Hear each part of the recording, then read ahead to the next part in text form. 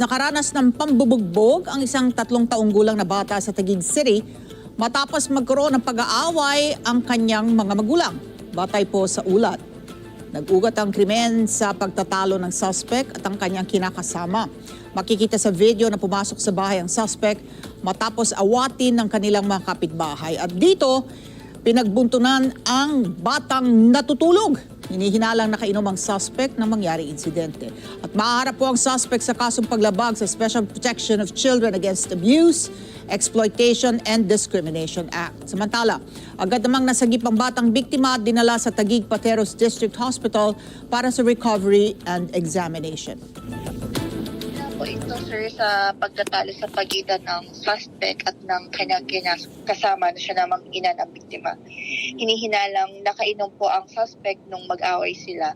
Noong maawat po sila ng mga kapitbahay, pumasok po sabay itong suspect at doon niya ibinalin ang galit niya sa bata. At paulit niyang sinaktan itong 3 taong gulang na biktima. Base po sa initial report, sir, nakasaad po na allegedly intoxicated o hinihinalang nakainom po ng alak itong suspect nung mangyari ang insidente.